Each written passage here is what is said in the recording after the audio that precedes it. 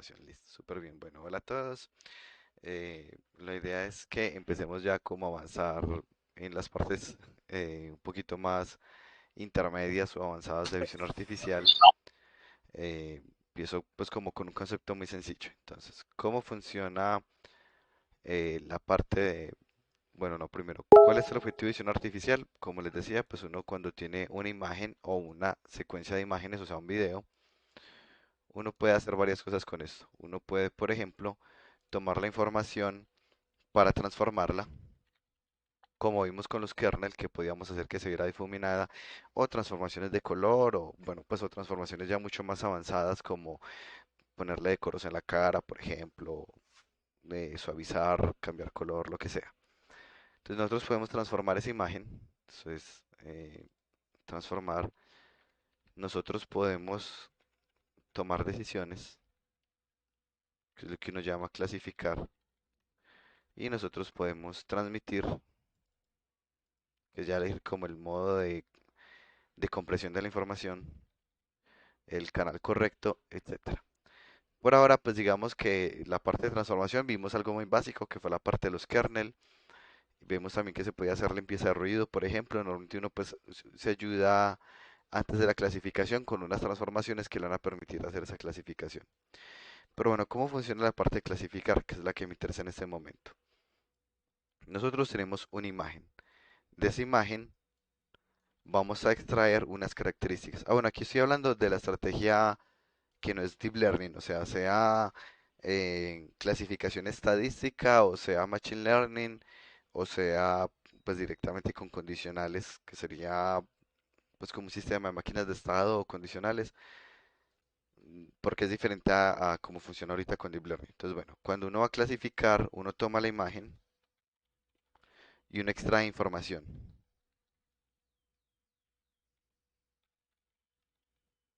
Entonces, de esta imagen yo saqué unos datos.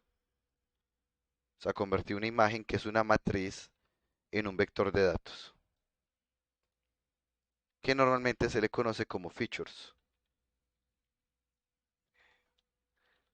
Features. Me toca decirlo mal para poder escribirlo. Features. Listo. Este arreglo de características o features que uno saca se le pasan a un clasificador. Entonces de la imagen salieron esas características. Esas características se le pasan a un clasificador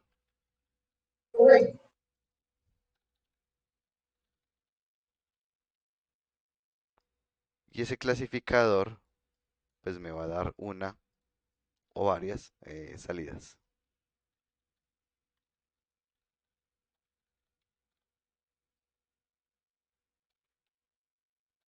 Aquí está el output. Pondré algunos ejemplos. Supongamos que yo tengo una, al mismo ejemplo que les di de Postobón. Entonces yo tengo una fábrica donde produzco gaseosas, pero hay un proceso muy importante y es saber si la botella está en buen o mal estado. Entonces yo llego y le tomo una o varias imágenes, porque pueden ser varias, a la botella. Entonces cambiamos esto aquí a imágenes. Imágenes tiene tilde en la, creo, imágenes, esperen, imágenes. Imágenes. Imágenes, sí, tienen tilde en la.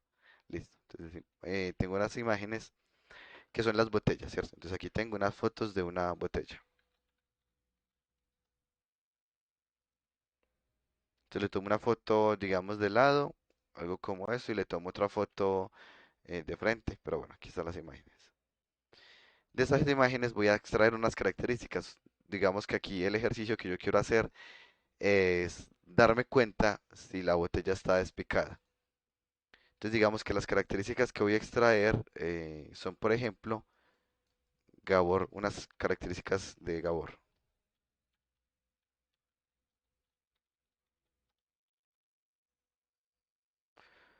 Resulta que las características que uno extrae depende del problema que uno necesita. Entonces Gabor, features. De las características de Gabor, que sean algo como esto, son un arreglo de datos, pues que hecho se complicar estas operaciones matemáticas y sacar un arreglo de datos que pues si uno lo visualiza se vería como estas imágenes que estamos viendo acá. Busquemos por acá, Gabor Features, OpenCV.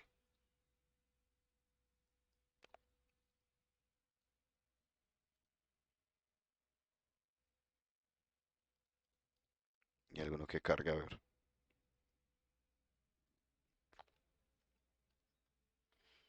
Entonces, bueno, por acá, por ejemplo, lo aplican. De hecho, al utilizar algún kernel, por ejemplo, para extraer esas características. Y bueno, finalmente lo que uno va a tener es unos vectores de datos. Pues primero es el filtro y luego ese filtro se tiene que extraer unos datos adicionales. Que bueno, esto quería buscar con más detalle cómo hacerlo. Las características de Gabor se utilizan, por ejemplo, cuando uno quiere hacer análisis de textura. Entonces, listo, yo quiero usarlo de la botella y lo voy a hacer por análisis de texturas. Entonces voy a sacar las características de Gabor, por ejemplo. Y esos son unos datos. eh, Piensen en eso como un arreglo con muchos números, básicamente.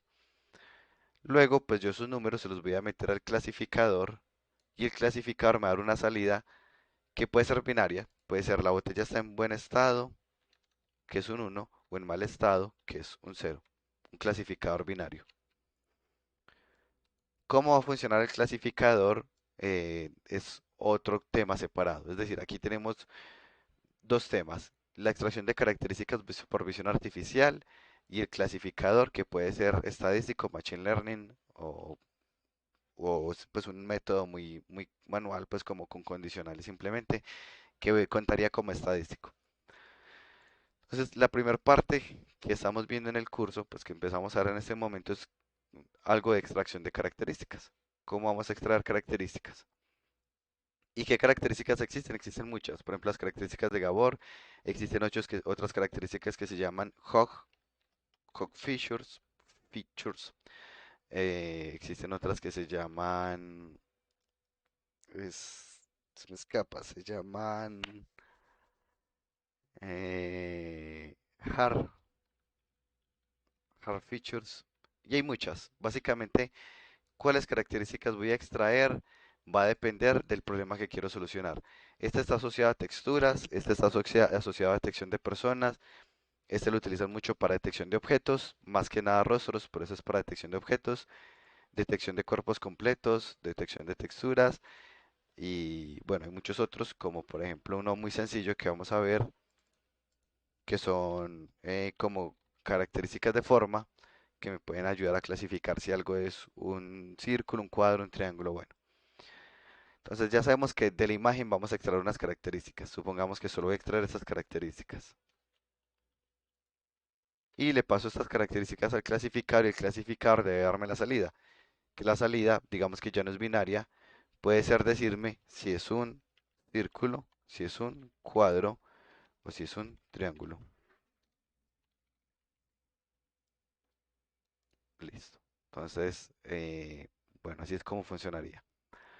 ¿Cómo puede funcionar el clasificador? El clasificador puede ser tan sencillo como un condicional o puede ser tan elaborado como una combinación de algoritmos de Machine Learning. Voy a combinar algoritmos genéticos con redes neuronales, por ejemplo. Nuevamente, pues son temas separados. El feature al clasificador son temas separados. Por ahora voy a darles una introducción muy rápida a la parte del clasificador para ser más claro. eh, pero nuevamente la parte que nos vamos a enfocar en este momento es características. Entonces supongamos que yo saqué dos características, que yo saqué una característica de una serie de datos que son, por ejemplo, el peso y por otro lado tengo la estatura.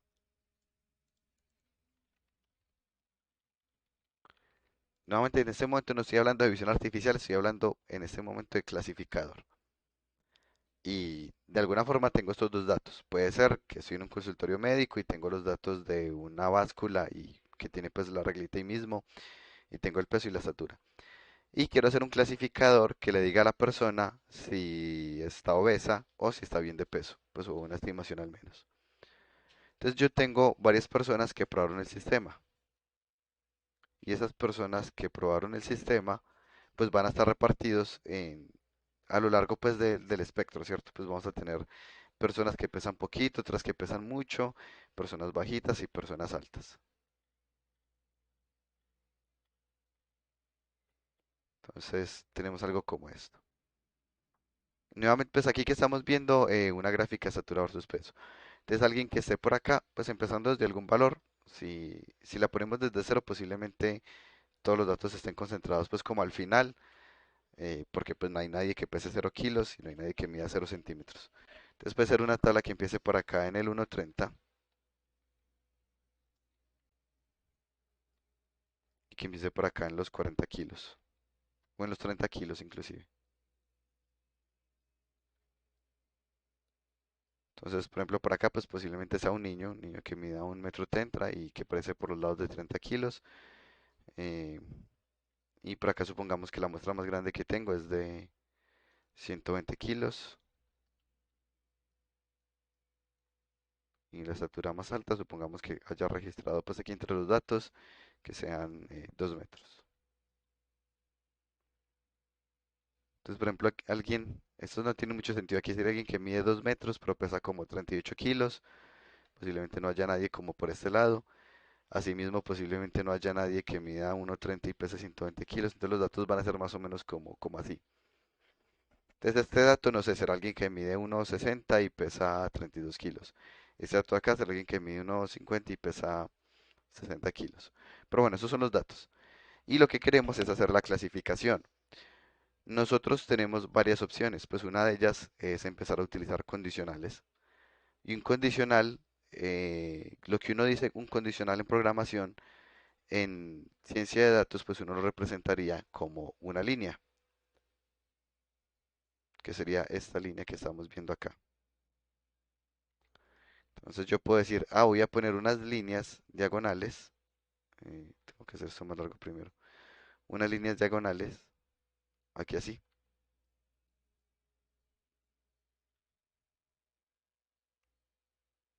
y voy a decir que, por ejemplo, las personas que estén en esta categoría de acá, que digamos que el peso corresponde con perdón, que la estatura corresponde con cierto peso, es porque están bien, que realmente las líneas no deberían verse así. A ver, mientras uno más alto puede pesar más, entonces creo que las estoy planteando al revés. Sí, serían como aquí así. Entonces aquí planteo unas líneas y yo digo los datos que estén entre estas líneas, los datos que estén por acá, que significaría que son muy pesados pero miden muy poquito, pues o pesan más de lo que deberían por la estatura. Los datos que estén entre estas dos líneas, yo podría decir que están en sobrepeso, los de acá están normal, los de acá están bajos de peso. Sería algo como eso.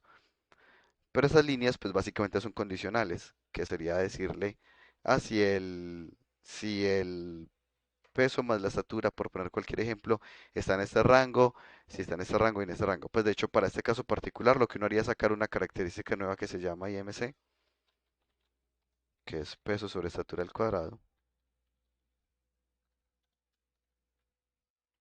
y poner unos condicionales, que si lo miramos como lo manejan normalmente, es que si el IMC está por debajo de 18, es bajo de peso. Si el IMC está entre 18 y 25 está normal. Si está entre 25 y 30 es sobrepeso y de ahí para arriba es obesidad. Entonces miremos que esto que estamos viendo aquí es un clasificador hecho con condicionales. Básicamente le estoy diciendo sí, IMC menor de 18, sí, IMC está entre 18 y 25. Y eso básicamente es lo mismo que trazar unas líneas. Esa es la solución más fácil, cuando yo puedo trazar líneas, porque eso está dándome a entender que el problema, de hecho, es separable por una línea. Casi que el problema es tan sencillo como eso. Voy a poner otro aquí. Eh, digamos que yo tengo aquí un, un dato del oro. Yo tengo unos lingotes de oro y yo quiero saber si esos lingotes de oro tienen la calidad correcta. Entonces les voy a sacar el peso y el tamaño, que básicamente pues lo que estoy midiendo internamente es como que la densidad sea correcta. Y yo podría poner, ah, bueno, si es muy grande, pues debe ser muy pesado, esto es lo normal. Pero si es muy grande, pongámoslo por acá muy a la derecha y pesa muy poquito, es porque no tiene la densidad correcta. Posiblemente no sea oro puro, sino algo bañado en oro, pero que por dentro no tiene el oro puro, sino que tendrá alguna mezcla, alguna aleación o algo así. Entonces lo mismo, pues nuevamente yo puedo empezar a trazar unas líneas con condicionales para medir eso, pero es porque es un problema que es nuevamente separable, que yo puedo decir así, los que estén por acá arribita están bien, perdón, los que estén en esta diagonal están bien, pero los datos que estén por fuera de la diagonal, digamos estos datos de acá, que son grandes pero pesan poquito, están mal, porque no tienen la densidad correcta, y pasará lo mismo, ese más Rarinsky, bueno, con los datos que estén por acá arriba, que sean más pesados que lo que deberían, porque también tienen un material que no es oro, quién sabe qué será, no sé, algo bien denso, eh, pero no corresponden. Estos problemas son muy sencillos porque son separables por líneas. Yo casi que puedo pasar una línea y puedo darme cuenta de si es correcto o no. Bueno, murió, pero no me deja cerrarlo. Ya. Pero hay problemas que van a ser mucho más complejos porque puede resultar que yo tengo aquí unos datos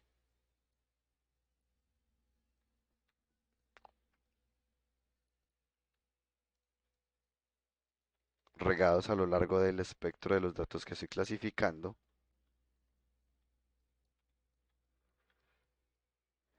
pero resulta que para dividirlo realmente me va a quedar una línea que no era una línea, perdón, me va a quedar una división que no era una línea, sino que pues algo como esto.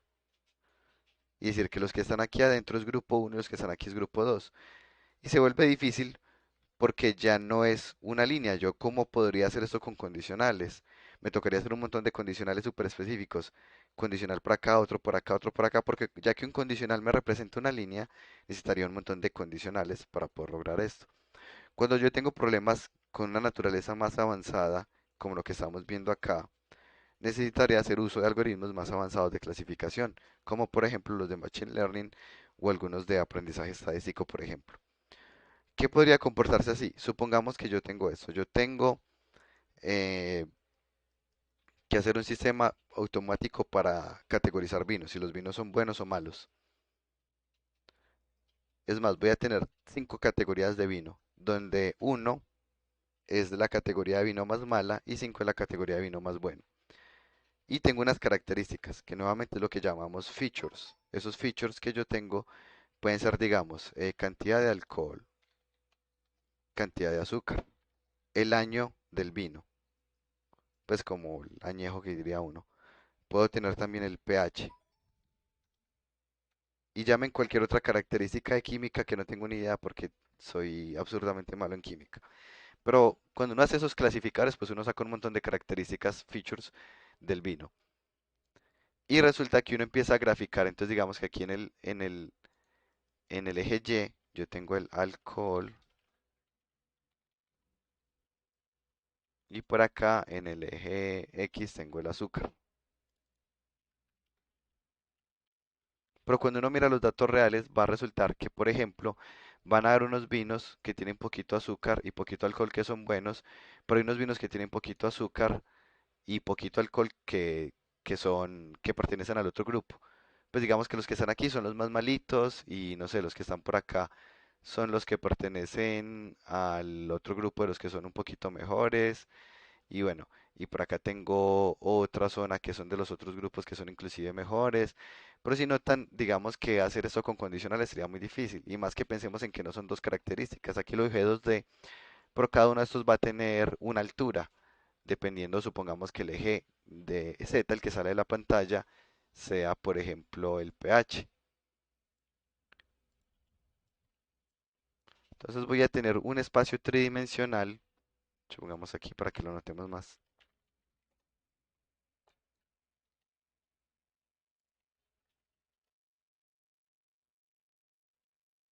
Algo como esto. Un montón de datos en el espacio. Y de hecho, este es un buen ejemplo. Miren ese montón de datos que hay en el espacio. Y los verdes son de un grupo, los rojos son de otro grupo, los morados de otro grupo y los azules de otro grupo. Pero si miran uno hacer eso con condicionales es súper difícil. Como, bueno, si está entre este rango y este rango y este rango y este rango, pero los tres ejes serían una cantidad infinita de condicionales. Pues de ahí no tiene mucho sentido utilizar un clasificador con condicionales. Para eso ya tiene sentido utilizar algoritmos de Machine Learning, por ejemplo. Y los algoritmos de Machine Learning sí nos van a permitir hacer esas separaciones con formas raras, con formas en curvas, con formas en planos tridimensionales, por ejemplo. Pero ya sabemos, entonces, volviendo, ¿verdad que se me cerró el documento? Bueno, tenemos básicamente, entonces, unos datos crudos o un escenario. De ese escenario, pues aquí hablando en términos muy generales, de ese escenario que puede ser una imagen, también puede ser un lugar y yo le pongo sensores, porque pues existen los sensores y pueden utilizarse. Ah, tenía el alfancero, con razón. Listo. Entonces tengo un escenario. De ese escenario yo voy a sacar unas características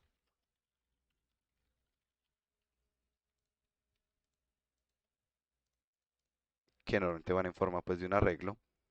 Yo esas características se las voy a pasar a un clasificador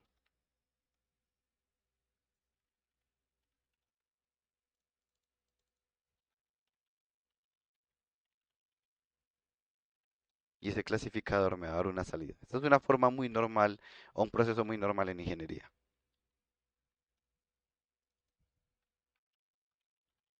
Tener algo como esto. Entonces supongamos, mencionar algunos proyectos, pues algunos proyectos que pasaron algunas por el grupo de investigación.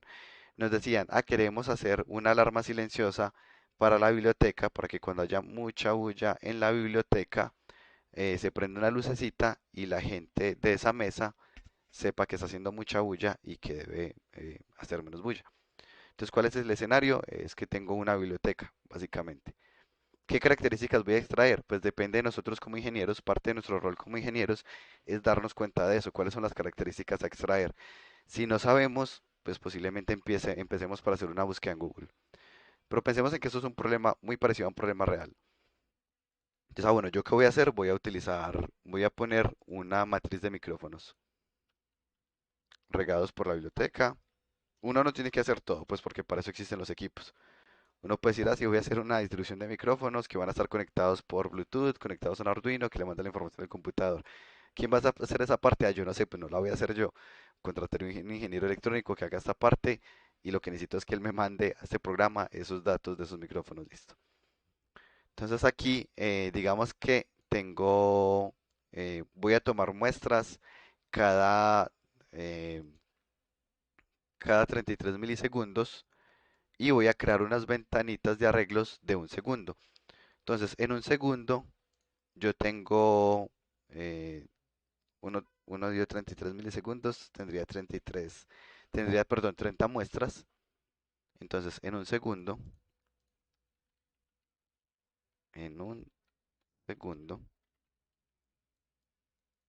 yo tendría 33 muestras por cada micrófono. Entonces, decimos aquí que hay 33 datos. Y si tengo 5 micrófonos, pues mi arreglo de datos son estos de acá. Y ahí está. Y supongamos que estos son los micrófonos que yo ubiqué, que están ubicados. Tengan en cuenta que hay unas restricciones físicas para hacer esto. Por ejemplo, si uno va a ubicar unos micrófonos, uno pues no puede simplemente decirle a la biblioteca, ve, yo necesito que me haga una columna aquí. Pues no van a modificar la infraestructura de la biblioteca por eso. Entonces uno posiblemente no puede ubicar los micrófonos donde uno quiera, sino que uno dependa de donde hayan columnas o muros donde uno efectivamente pueda instalarlos, que no necesariamente corresponden, y por eso es que el problema se empieza a hacer más difícil, que no necesariamente corresponden con las mesas. Digamos que estas son las mesas, están ubicadas por acá, y estos son los micrófonos. Nuevamente, pues tenemos unas restricciones de reales del espacio físico que tenemos, entonces no es como tan sencillo como decir, si esta mesa está haciendo bulla, eh, si esta mesa está haciendo bulla, es porque ese micrófono está sonando, ¿no? Pues puede ser que sea una combinación de los micrófonos, pero realmente como tenemos unas restricciones físicas para esto, pues es un problema un poco más complejo. Les comento pues este como un dato real pues de un problema que analizamos alguna vez, al final pues no lo patrocinaron, pero pues el análisis va algo como esto. Entonces tengo unas zonas donde pueden instalar unos micrófonos. De esos micrófonos voy a extraer unos datos. Entonces ya sé que cada segundo tengo esta cantidad de datos de acá. Esos datos, que son esas características que extraje, se los voy a pasar al clasificador. Y el clasificador me va a dar una salida que, por ejemplo, nosotros podemos definir 0 si no hay bulla en ninguna mesa, 1 si la mesa 1 está haciendo bulla, 2 si la mesa 2 está haciendo bulla, 3 si la mesa 3 está haciendo bulla. Ya sabemos que la salida es un número de que puede ser 0, 1, 2 o 3. Son cuatro datos de salida, básicamente. Pero y así sería nuevamente, pues eso es algo muy similar a un proceso real. Entonces tengo las características, un clasificador y una salida. ¿A qué clasificador voy a utilizar? Ya ahí nuevamente pues podría contratar a alguien más, pues yo lo que hice fue como diseñar el esquema. Voy a contratar a alguien de ciencia de datos para que me haga el clasificador. Y lo que va a pasar a la salida, que es que se prende una alarmita, por ejemplo, pues también contratar a alguien más para que lo haga o lo hace uno mismo, ya dependerá nuevamente del equipo que uno tenga. Digamos que nosotros mismos nos toca hacer el clasificador porque nosotros mismos somos la persona que sabe del tema y que vamos a hacerlo. Entonces vamos a utilizar un clasificador, por ejemplo, de Machine Learning. Y voy a utilizar una red neuronal. De forma muy superficial, existen clasificadores supervisados y no supervisados. Los supervisados necesitan que uno le diga los datos, como lo tenemos acá, pero que aparte de los datos, yo también le diga la salida. Entonces yo le paso estos datos y le digo la salida. Entonces aquí le doy una salida. Y hago eso, no sé, 100 veces, 1000 veces, 2000 veces, nadie sabe cuántas veces, hasta que el sistema queda bien entrenado. Y cuando el sistema queda bien entrenado, ya yo solo le paso los datos y él es capaz de darme la salida. Ese es el caso de los algoritmos de los clasificadores supervisados. Primero le doy los datos y la salida y ya luego él es capaz de darme la salida. Así que necesito contratar más personal porque necesito contratar personas para entrenar la base de datos. ¿Cómo haría eso? Instalo el sistema de pruebas y por ejemplo grabo un video, pues dependerá ya nuevamente de las restricciones que tenga. Por ejemplo, si grabo video, pues tendré que pedir permiso para grabar el video o pongo a alguien aquí sentado así stalkeando a todo el mundo y luego lo sincronizo, que es posiblemente como se haga en estos casos reales. Entonces por acá contrato a alguien más, que es el que va a ser la persona que va a llenar la salida y va a empezar a registrar. Entonces, digamos, a las 2:30 p.m., voy en específico, a las 2:32 p.m., la mesa 1 está haciendo bulla. A las 3:14 p.m., la mesa 3 está haciendo bulla. Nos cambiamos esto ruido. Y ya pues esto lo sincronizo con los datos que yo tengo y armo un vector. Entonces saco el vector de las 2:32 p.m. y le pongo de una vez la salida. O sea que le agrego otro datico aquí al vector, que es el de la salida. Y ya sé que hasta ahora están haciendo bulla en la mesa 1, o sea que aquí sería un 1. Y luego creo otro dato con ese de por acá y ya sé que están haciendo bulla ese dato. En todo caso, pues yo tengo que crear mi base de datos para entrenar la red neuronal, donde le paso la entrada y la salida. No necesitamos, digamos que la ventaja de Machine Learning es que uno no necesita entender cómo funciona por dentro, pues en las otras clases le explicaré cómo funciona la red neuronal, pero digamos que la gracia es yo no necesito entender cómo funciona por dentro. Yo le doy unos datos de entrada y unos datos de salida. Cuando él termine de entrenar, ya cada vez que yo quiero que funcione, yo le paso los datos y él me va a dar una salida. Entonces todo el tiempo ya está funcionando el sistema, le van llegando los datos, él va prendiendo la alarma, la va apagando. Cómo funciona por dentro no necesitamos saberlo, nosotros lo entrenamos y sabemos que va a funcionar bien porque nosotros mismos lo entrenamos. Y así es básicamente cómo funciona como esta clase de problemas. Un ejemplo, de hecho, que utiliza visión artificial es el Kinect. El Kinect utiliza un sistema que no sé si sea de aprendizaje estadístico o Machine Learning. Aprendizaje estadístico es muy parecido. Uno también le da los datos de entrada y le da la salida para poder entrenarlo. Solo que no son Machine Learning, sino que son estadísticos. Entonces pasó lo mismo con el Kinect. El Kinect tomó una base de datos gigantesca, porque claro, pues Microsoft es una empresa que tiene presupuestos gigantescos, pues tienen presupuesto para hacer bases de datos enormes. Lo mismo que Amazon. Amazon tiene unas bases de datos pero en este caso de Deep Learning más grandes, pero es porque, claro, ellos tienen un stock de productos gigantescos y muchos empleados. Entonces ellos le dicen a los empleados, tómele fotos a los productos desde muchos ángulos y anoten en esta tabla cuál es ese producto. Y crearon una base de datos enorme de fotos de productos y ya la salida de cuál es ese producto. Y entrenaron un sistema supervisado muy teso, entonces ya si uno mira con la cámara, ellos sacaron una aplicación, aunque creo que esa aplicación me gustó, que era Firefly, en donde uno ponía la cámara, miraba un producto y le decía, ah, lo que usted está viendo es un control y en Amazon lo vendemos y esos son los precios, comprar de una vez. Entonces uno, se antoja de algo, pone el celular, lo mira y ya pues lo puede comprar inmediatamente. Como esa de Firefly no gustó, no sé cuál será la que tengan en este momento utilizando, pero pues sí era básicamente eso. Pues uno miraba una Nutella, se reconocía que era Nutella y uno la podía comprar pues así súper rápido. En AliExpress tiene lo mismo, AliExpress pues viene siendo como la competencia y lo mismo, tiene una base de datos gigantescas de productos y bueno, Google tiene su equivalente pero con productos muy generales, pues con objetos en general que es Google Lens. Y bueno, entonces nuevamente cómo funciona, por ejemplo cuando hicieron el Kinect fue lo mismo, tomaban una foto con el Kinect, con ambas cámaras, la cámara RGB y la cámara infrarrojo, y alguien decía, ah, en esta foto hay o no una persona, ahí hay una persona, digamos que persona es un uno y no hay persona es un cero. Y le pasamos esos al clasificador, luego otra foto diferente, ahí ya no hay una persona, cero, y le pasamos al clasificador. Y entrenaron el Kinect con millones de datos y por eso el Kinect es tan preciso en decir cuando ve una escena, decir si hay o no una persona. Entonces, pues es bien interesante cómo funcionan estos sistemas. ¿Cuál habrán utilizado? No sé, existen demasiados clasificadores. Pero como miramos, la primera parte es de ese escenario extraer unas características. En nuestro caso, ese escenario pues va a ser determinado por visión artificial y esas características pues serán asociadas a visión artificial, que como les digo existen muchas, digamos las que les menciono ahorita, Hog Features. Estas por ejemplo han sido muy utilizadas para clasificación de peatones y las características se ven algo como esto, se llaman histogramas orientados, pero también lo han utilizado para reconocer carros, por ejemplo. Y nuevamente existen las Gabor Features.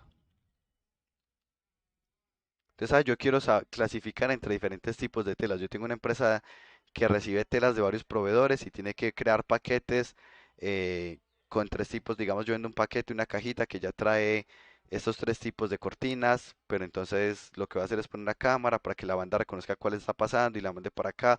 O no, tengo una clasificación de frutas, pero hay unas frutas que salen malas y las voy a desechar antes de empacarlas, entonces saco las características y luego la banda las empuja. O pues simplemente quiero hacer algo como una interacción con el usuario, en donde el usuario solo va a funcionar si el usuario está parado en esta pose y ahí es donde empieza la interacción. Entonces voy a extraer también las mismas características de Hog y voy a pasarle eso a la red neuronal o al vector de soporte vectorial, cualquiera, para determinar si la persona tiene la pose correcta. Nuevamente hasta aquí solo hemos hablado del concepto, pero no sé si ya después de ver este concepto, cómo es el flujo de trabajo normal, va siendo un poco más claro cómo hacia dónde vamos, va siendo más claro. ¿Alguien tiene alguna pregunta?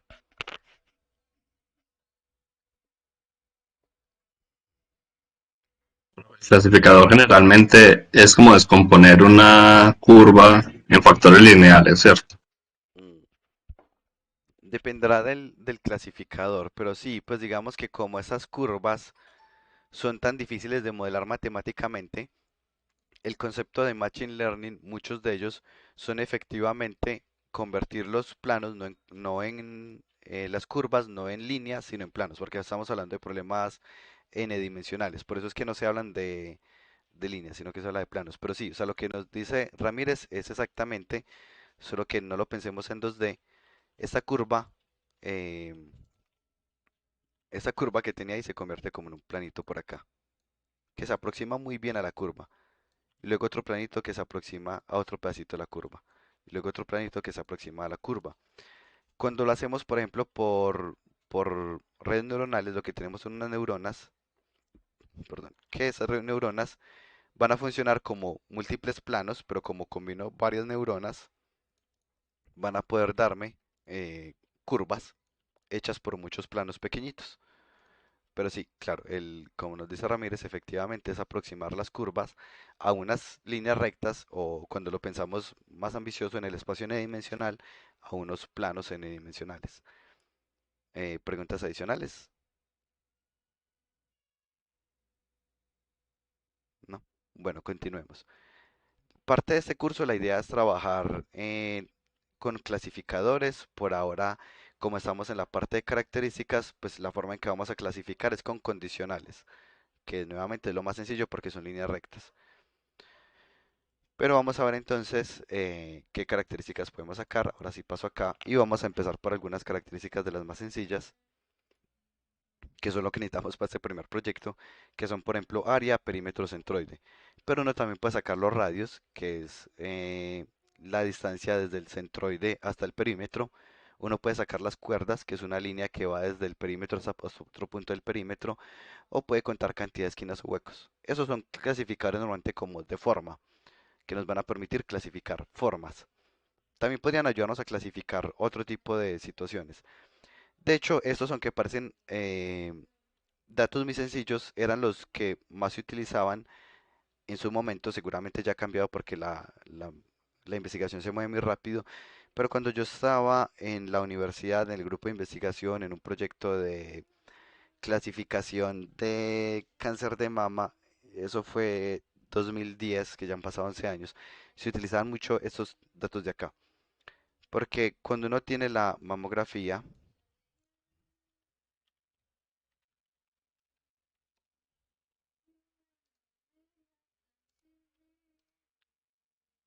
eso se ve algo como esto. La mamografía, para los que no están familiarizados, es eh, como una radiografía, pero del seno, que se le hace a las mujeres a partir de los 40 años para buscar cáncer de mama. Mientras más rápido lo detecten, mucho mejor, porque pues hay mucho menos daño que se hace, se ha expandido menos, etcétera. ¿Por qué se hace a partir de los 40 años? Porque la probabilidad de adquirir cáncer antes de los 40 es muy bajita, no significa que sea imposible, pero más allá de eso, porque antes de los 40 años el seno es mucho más denso, no es grasa, sino que es más como una fibra, entonces no se alcanza a ver. Es decir, cuando uno le hace una mamografía a alguien joven, uno hará algo parecido a eso, uno hará una mancha blanca que no le permite ver nada al radiólogo, porque como el seno pues está ahí, pues alguien joven es como, no sé si lo notan, pues como más firme, porque no es grasa, sino que es algo más fibroso. El rayo X no es capaz de traspasarlo, entonces no se ve nada, el médico no alcanza a ver nada y por eso no tiene mucho sentido hacer radiografías antes de los 40. Ya dependiendo pues de algunos casos particulares los harán y tendrán que utilizar o no rayos X sino tomografía o rayos X y buscar de forma más exhaustiva, pero pues nuevamente no es lo normal. Normalmente si las mandan antes es porque físicamente detectaron algún bulto o algo que ven. Ya el de alguien mayor se va a ver algo así más oscurito. Mientras más oscuro se vea es porque es más grasa que el rayo X es capaz de pasar. Y los radiólogos buscan algo que uno no es capaz de ver porque uno no tiene el ojo entrenado, que son unos punticos y unas masas. Digamos que esto quizás sea una masa, esto de acá. Esto posiblemente sea una masita, esto que se ve aquí. Entonces, ¿qué se hacía con visión artificial? Se trataba de apoyar el proceso médico, porque resulta que los radiólogos después de 2 horas ya están muy cansados. Sin embargo, pues en Colombia y en otros países por temas legales, pues ellos trabajan 8 horas, con algún descanso, digamos, de 1 o 2 horas. Probablemente después de las 2 horas, todas las clasificaciones que tengan van a tener más probabilidad de error, lo cual obviamente es muy peligroso. Entonces hay muchos proyectos de investigación que buscan cómo ayudar a mejorar la revisión con sistemas redundantes que utilicen máquinas. Normalmente sistemas redundantes no buscan reemplazar al radiólogo porque es muy difícil, sino sistemas de apoyo. Entonces llega uno y toma la mamografía y hace la segmentación. Ya hacemos que la segmentación es que todo quede negro, exceptuando el objeto de interés, que el objeto de interés pues podría ser algo como esto. Tengo demasiado suavizado aquí. ¿Y qué es lo que dice la bibliografía o qué es lo que buscan los médicos? Mientras esto más se parezca a un círculo, más probable es que sea un cáncer benigno, pues una masa benigna. Benigno no es que sea bueno, sino que no hace absolutamente nada. No es como que le haya superpoderes ni nada. Y mientras más se parezca a una estrella,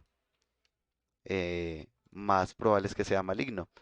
Digamos que parece ser algo propio como de la evolución de nuestro planeta, que lo redondo es bueno, se percibe como bueno, y lo picudo se percibe como malo, ¿cierto? Uno ve un erizo de mar y uno, eso me va a hacer daño, ¿cierto? Y efectivamente le hace uno daño.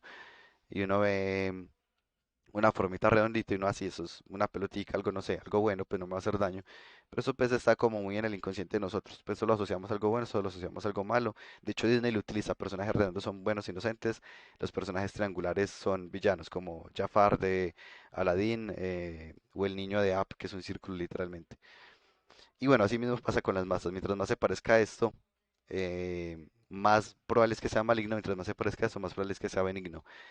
Y nuevamente, pues podemos clasificarlo, de hecho, con estos de acá, con clasificadores básicos, como el centro, como el radio, por ejemplo, o como el perímetro y el área. ¿Cuál es la parte realmente muy difícil en este tema? La parte de la segmentación es la que es más difícil, porque uno diferenciar esto entre todo eso es muy difícil. Entonces puede que la clasificación aquí no sea tan compleja, sino que el verdadero reto está en segmentar la imagen, el objeto de interés del resto de la imagen. Y por eso es que hay tanta investigación en visión artificial en este tema. Pero miremos que con un análisis tan sencillo como un análisis de radios, yo podría darme cuenta si es más probable que sea un cáncer o no. ¿Cómo con un análisis de radios? Hay un método que se llama el método de la firma. Y es que yo, el objeto segmentado, me paro en el centroide y calculo los radios, o sea, calculo el radio que es desde el centro hasta el perímetro. Luego el otro. El eje X me representa el ángulo, o sea, con el ángulo cero, cuánto me dio el radio, con el ángulo uno, cuánto me dio el radio, y así. La firma de un círculo va a ser una línea recta, pero la firma de un triángulo van a ser como unos triángulos. La firma de un 4 va a ser cuatro picos. La firma de un cáncer, por ejemplo, benigno, pues va a ser casi una línea recta, pero la firma de un cáncer maligno, pues va a ser un montón de picos.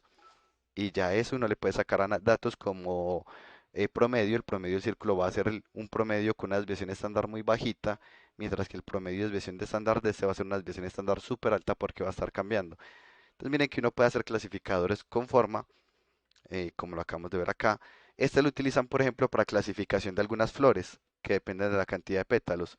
Entonces, mientras yo puedo contar picos con segundas derivadas, una segunda derivada me permite contar picos, cuántos cambios de convexidad tiene, me va a decir cuántos picos tiene y puedo darme cuenta asimismo. Entonces, así tiene cuatro pétalos, pues me va a dar cuatro cambios bruscos. Si tiene tres pétalos, me va a dar diferente. Entonces, se puede utilizar para ese tipo de análisis. Continuando por acá, hay otros datos ya más avanzados como hook features, que los utilizan para detectar líneas o círculos, también son de forma. Gabor features para texturas, Harlake features para detección de objetos o rostros y Hawk features para detección de personas. Pero hay muchas características que se pueden extraer.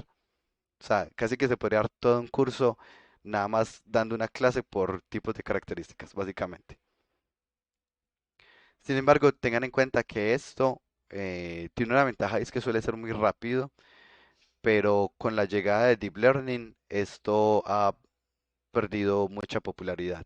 Es decir, esto lo utilizamos para problemas sencillos, pero para los problemas complejos ya se está utilizando más Deep Learning que este sistema que les estoy explicando acá. ¿Cuándo es útil esto? Cuando yo no necesito algo muy complejo que me funcione bien con estas características y que me va a poder correr en un celular o un computador pequeño, porque Deep Learning necesita máquinas súper poderosas para correr.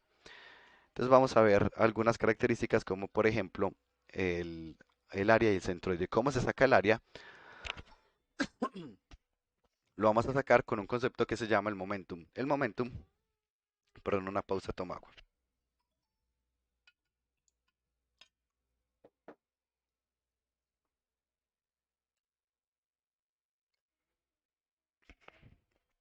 Listo. El momentum es un concepto general de las ciencias y ese concepto va a aplicar diferente dependiendo del contexto. Por ejemplo, el concepto de momentum existe en probabilidades y el momentum se va a referir a la probabilidad total. Por ejemplo, cuando uno mira una campana de Gauss, Gaussian,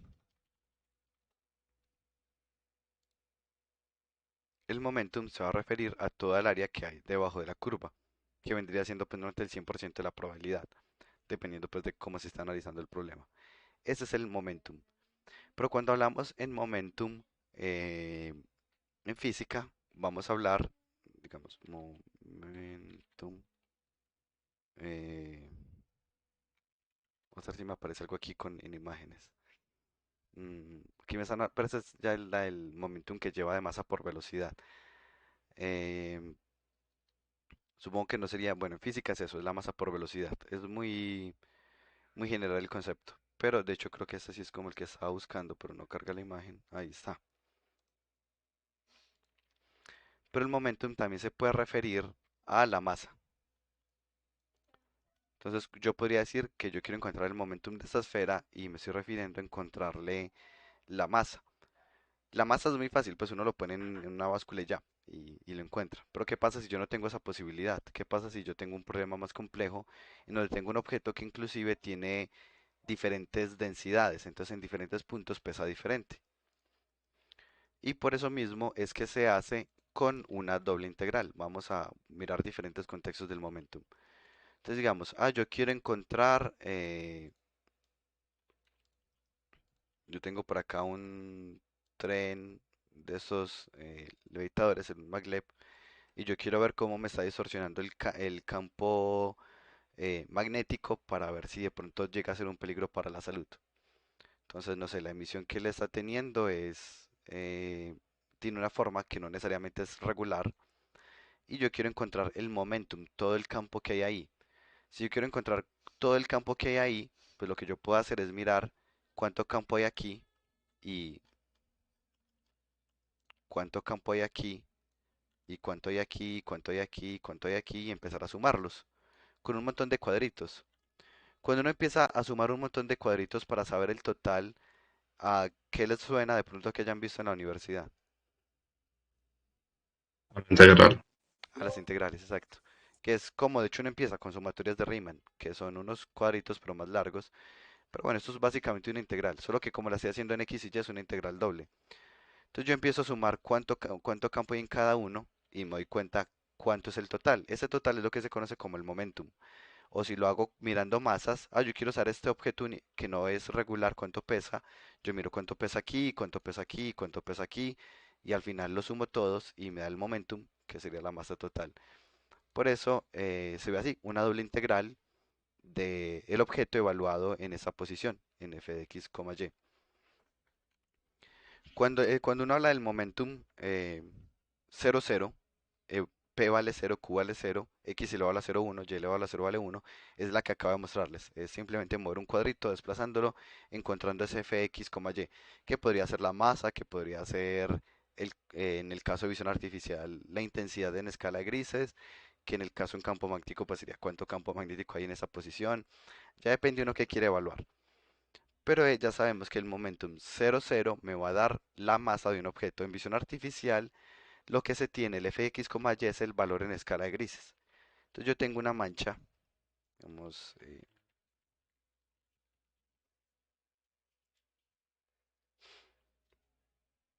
pero uno que no fuera binario. Busquemos cualquier imagen. Voy a buscar aquí águila.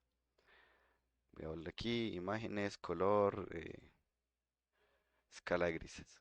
Listo. Esto nuevamente simplemente es para poder tener alguna imagen en escala de grises. Cuando nosotros hablamos del momentum en una imagen se refiere a una masa, pero una masa ponderada, porque lo que va a hacer es la doble integral considerando los diferentes pesos. Entonces, por ejemplo, él va a decir, esto de acá pesa 0 porque es negro, este también pesa 0, este también pesa 0, pero este de acá, por ejemplo, va a pesar, no sé, pues de hecho miremoslo, este de acá va a pesar 214 y este de acá va a pesar 218 y esta partecita del ojo va a pesar muy poquito, va a pesar 3 porque es muy oscuro.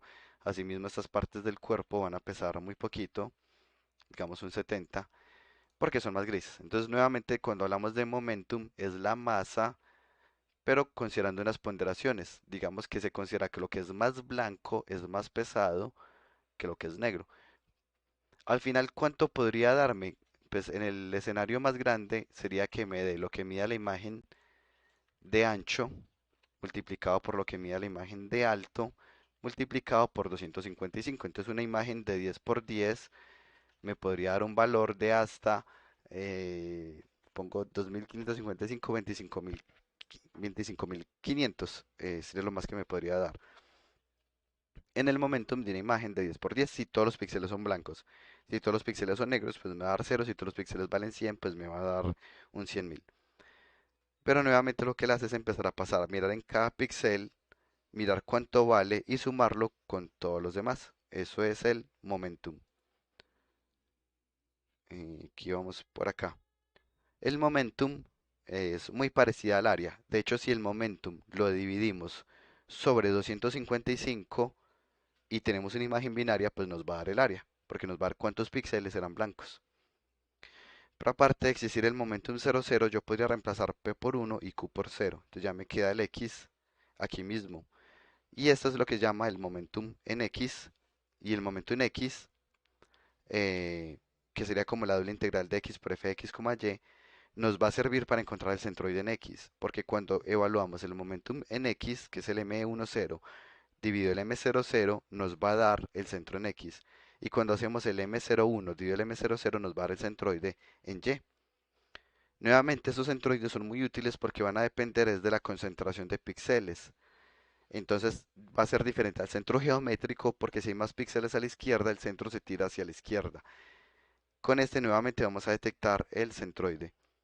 Si queremos mirar la masa, pues ya sabemos que va a ser el M00, el centroide M10 dividido M00 o M01 M00 dividido M00 para el centroide en Y. Y como los encontramos en OpenSea es muy sencillo, cv2moments, eh, hagámoslo acá. En el de eh, en el que vimos la clase pasada que yo detectaba con azul, que creo que es, sí, es este de acá. Entonces voy a correr este código para que lo veamos nuevamente.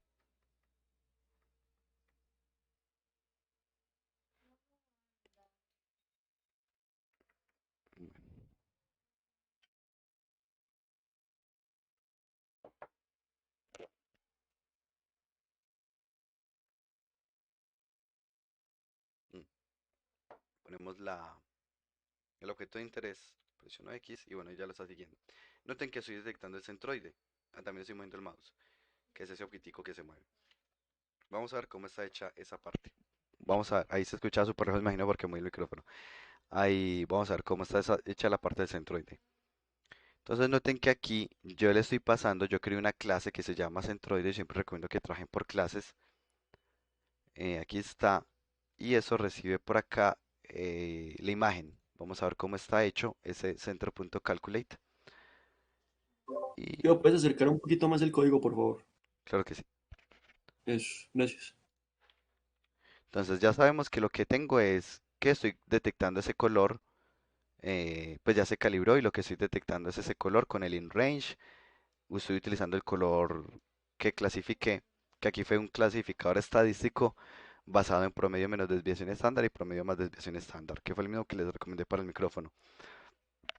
Pero miremos que aquí ya eso me da una imagen en blanco y negro, y le quito el ruido con lo que vimos del kernel. Y esa imagen sin ruido se la estoy pasando a esta clase que se llama centro, el método calcular. Vamos a ver cómo está hecha esa clase. Entonces vamos a darle aquí,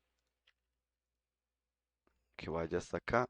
Y ahora este que se llama, eh,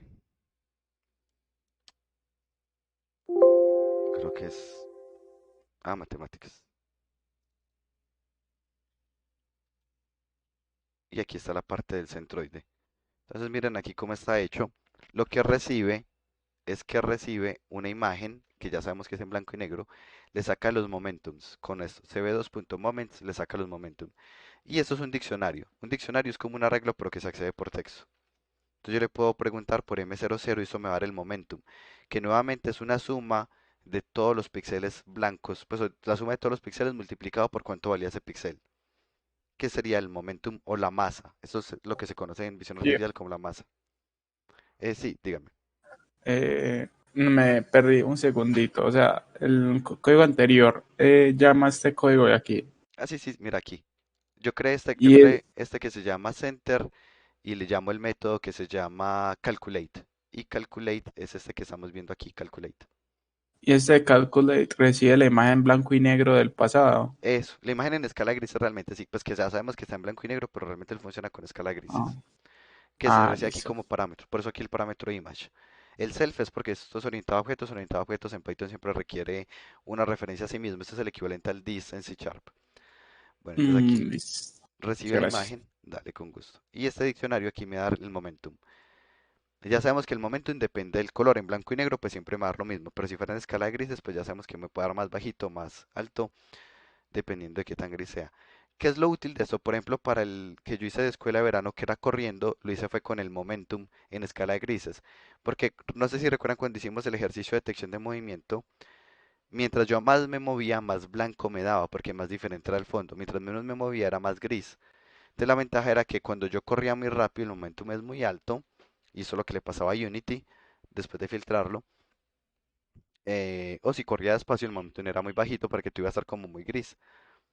Entonces, esto es súper útil. Pero bueno, aquí estoy revisando que cumpla con un mínimo. Esto lo estoy poniendo es porque si hay una masa muy pequeñita, más bien la ignoro. Y aquí le saco el centro con el 1, 0 dividido el 0, 0, que es el momentum en X dividido el momento total. Y el de Y, momento en Y, dividido el momento total. Y lo retorno. Y aquí, como lo retorno, ya utilizo esa posición para dibujar el círculo. E inclusive la utilizo para mover el ROY, que es lo que está aquí. Recibe la imagen y cuánto ancho y alto quiero para esa imagen. Y aquí lo que hace es crear el ROI.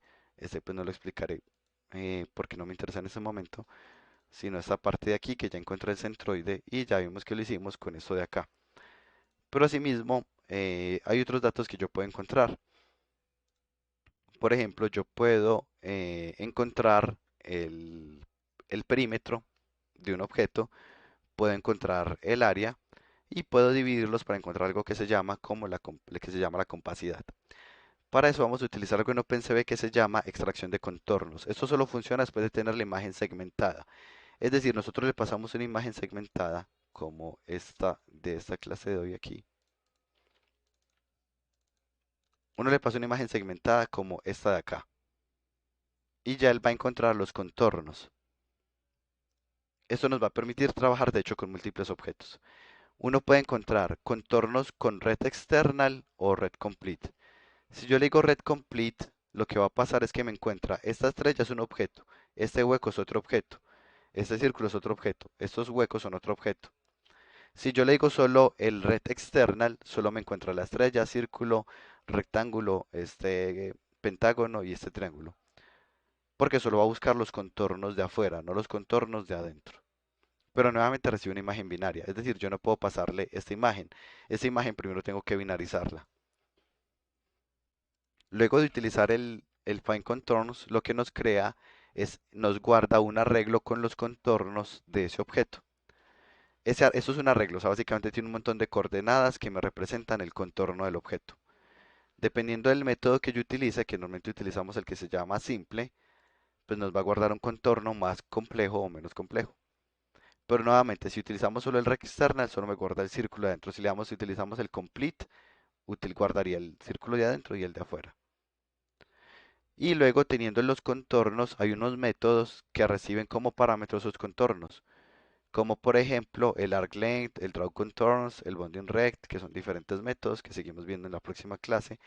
Por ahora lo que me interesa es mostrarles cómo se saca, por ejemplo, algunos de sus datos. Entonces aquí tengo ya un ejemplo que llamé label acá y quiero que veamos este resultado.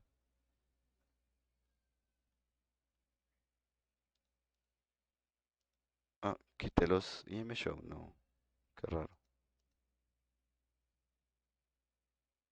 Parece que todavía está pensando. Ahí está, ya que lento. Entonces digamos que yo aquí tengo un clasificador para decir si es o no una estrella. Y la imagen que recibió es esta imagen de acá. ¿Y cuál fue el proceso para poder que nos diera que es una estrella o no? Primer paso, pues tengo la imagen original.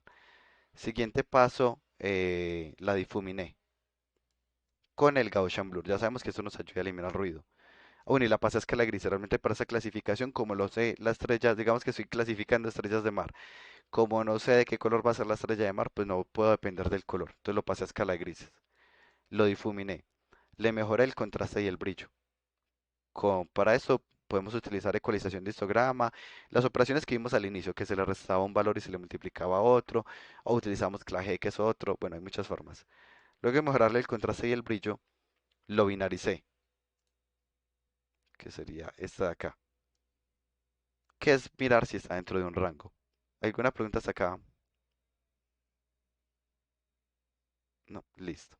Luego le quitamos el ruido con lo que vimos del kernel. Si hay de pronto algún píxel blanco por ahí, lo eliminamos con esa eliminación de ruido. Y eso es lo que tenemos hasta acá. Y luego a esta imagen, ya si le sacamos los contornos, vamos a ver ahora sí el código. Entonces aquí está. La imagen original, la difuminamos. La difuminé un montón para quitarle pues como mucho ruido porque eso tiene las estrellas de mar y las manzanas, que es lo otro que estoy clasificando, tienen mucha textura, ¿cierto? Entonces, el difuminado es para tratar como de emborronar la imagen y que quede más fácil diferenciar ese objeto del fondo. Entonces, primer paso, emborronarlo con un Gaussian Blur.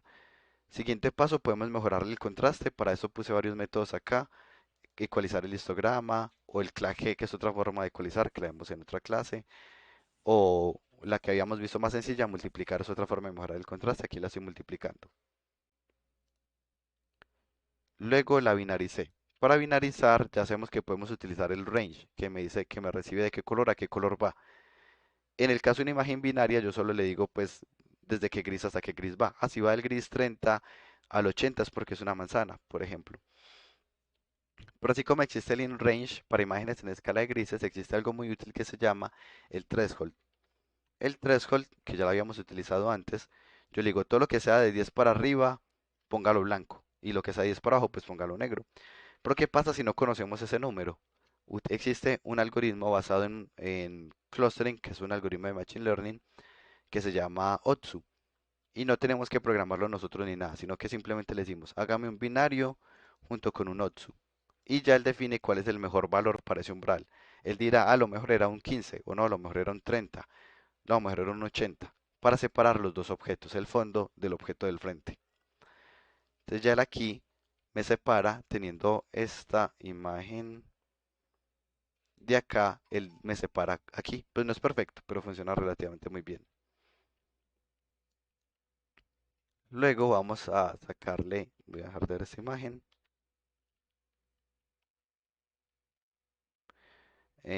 Luego vamos a quitarle el ruido con las operaciones morfológicas, erosionar y luego dilatar, que ya sabemos que hay una sola operación que puede hacer las dos. Aquí pues lo hice paso a paso. Y luego utilizamos el que les decía de encontrar los contornos. Encontrar contornos recibe la imagen en blanco y negro y eso nos retorna varios parámetros. Solo nos interesa el parámetro cero, que es el que nos da los contornos en sí. Utilice el external, es decir, no voy a encontrar los huecos, y utilizar simple, que es el que siempre utilizamos, pues el más común. Eso me da un arreglo de todos los contornos que hayan en la escena. Yo asumo que solo estoy viendo un objeto, digamos que es una banda transportadora y solo se ve un objeto a la vez. Entonces solo utilicé el cero porque ese arreglo solo me interesa el primero. Si queremos hacerlo por varios objetos, pues necesitaríamos un ciclo for, que es lo que vamos a dar de hecho en la próxima clase, que es con múltiples objetos. Le saqué el momentum a esos contornos y ya eso me va a dar la masa. Puedo encontrar también el centroide, pero aparte puedo encontrar el perímetro. El perímetro lo encontramos como arc length y recibe como parámetro el contorno. Y eso nos va a dar el perímetro. Y hay una variable muy útil que se llama la compacidad. La compacidad es el perímetro al cuadrado dividido el área. Y nos va a servir para clasificar diferentes formas o inclusive mano cerrada de mano abierta. ¿Cómo funciona? Miremos acá.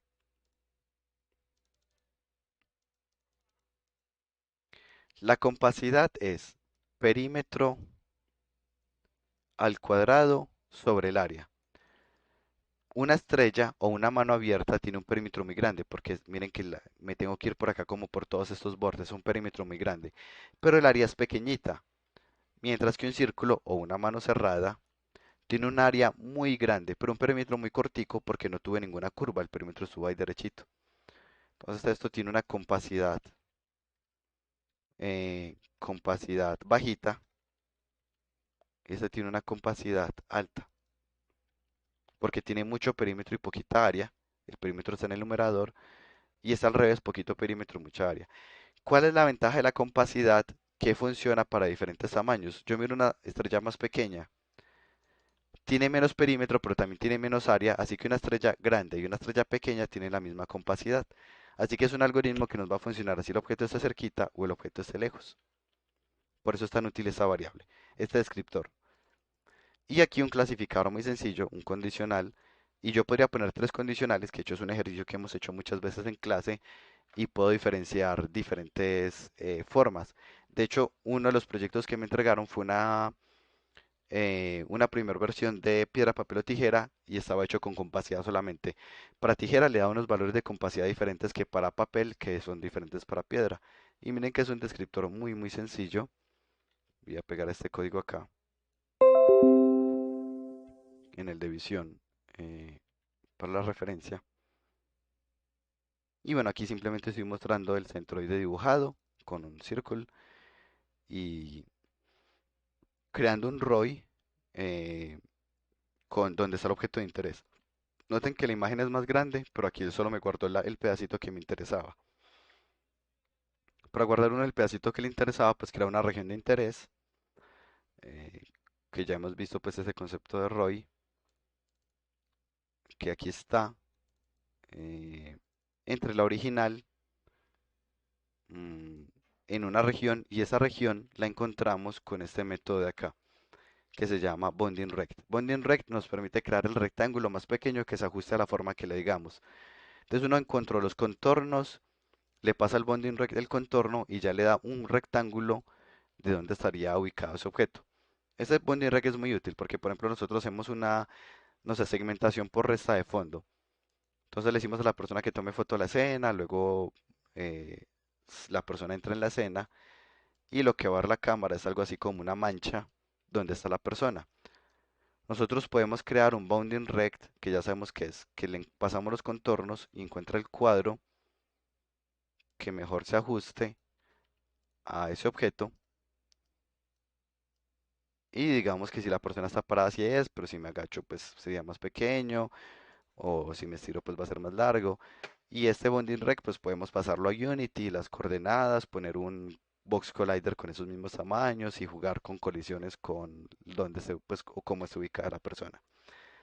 Pero nuevamente pues son soluciones de hecho muy sencillas eh, para problemas relativamente complejos. Ya dependiendo de la complejidad del problema pues tendremos que utilizar algo más complejo, pero eso era básicamente lo de hoy. Y hay unos retos opcionales con unas imágenes para clasificar, si quieren practicar pues lo que vimos, que son imágenes que yo sé pues que van a funcionar bien para el ejercicio de clasificación de estrellas, círculos o cuadros. Eso era todo. ¿Preguntas?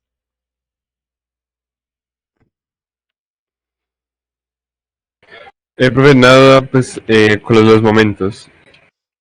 Entonces, el momento en 00 es como el área total. Es la masa, porque Eso, el depende, más.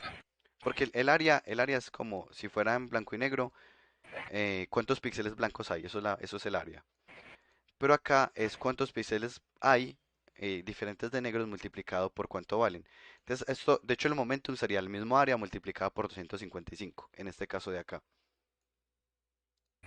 Y entonces ya pues el 10 y el 01, pues, la razón por la que le dimos por el momento en 00 es como por normalizar Algo la así, posición, ¿no? sino que eso, de hecho, pues este es un tema de cálculo. Yo creo que, pues supongo que lo vieron en algún momento eh, en cálculo, que uno hacía una división de integrales, pero no sé esto. Yo no sé si yo asumo que lo vieron en cálculo integral. pero no estoy seguro. Ah, que yo recuerde, no. No, listo. Tampoco. Bueno, entonces se ven cálculo vectorial, pero ustedes no ven cálculo vectorial. Listo. Pueden ver cálculo vectorial como optativa, me imagino yo. No lo recomiendo, listo. No es tan divertida. Bueno, entonces, cuando uno hace la integral de línea, eso se llama integral de línea. Una integral de línea es una integral donde uno está multiplicando el f de x por el x y lo divide sobre el integral de área y me da el centro en x y así encuentro el centro en y. Básicamente la razón de esto viene desde cálculo. Pues esto es algo de cálculo en donde uno puede encontrar la integral de la línea sobre toda el área y me va a dar el centroide. La razón de por qué esto funciona así la desconozco, pues mi conocimiento de cálculo no llega al punto de entender de por qué la integral de línea sobre la integral de área me da el centro en x. Entonces no podría explicar más a fondo por qué. Pero no es exactamente una normalizada. O de pronto sí, de pronto es como encuentro el área, pero en x, y eso me da un área, pero cuando leo sobre el área total la normalizo y me da un número, no sé la verdad. Yo no podría darle la... Me falta un nivel de cálculo más avanzado para explicar esta parte de acá por qué funciona. No sé, Felipe, si, pues no sé que no respondo a la pregunta, pero sí es claro lo que acabo de decir. No, sí, claro, entiendo.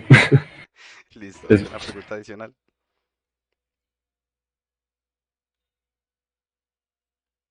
No hay preguntas, listo. La próxima clase continuamos con este tema, sin embargo, desde ya y mirando pues como lo que hicimos aquí de los momentum, ya los que van a utilizar clasificación pues pueden ir mirando sobre todo esta variable que como les digo, con esta han resuelto muchas veces el primer proyecto y les ha funcionado muy bien. Sea que presentan un objeto de un color, pues por ejemplo algunos tenían una paletica verde y una roja y perdón, no, dos paleticas verdes, pero una era un círculo y otra era un cuadro y con eso hacían la interacción. Entonces cuál le mostraban a la cámara y con eso se hacían interacciones diferentes. Pero miren que ya pues con esto van teniendo más como recursos para las interacciones. Bueno, eso sería todo por hoy. Gracias a todos. Cualquier duda me escriben por interno y nos vemos la próxima clase. Listo, profe, gracias. Con gusto. Profe. Listo. Sí, hablamos, gracias. Listo, hasta luego.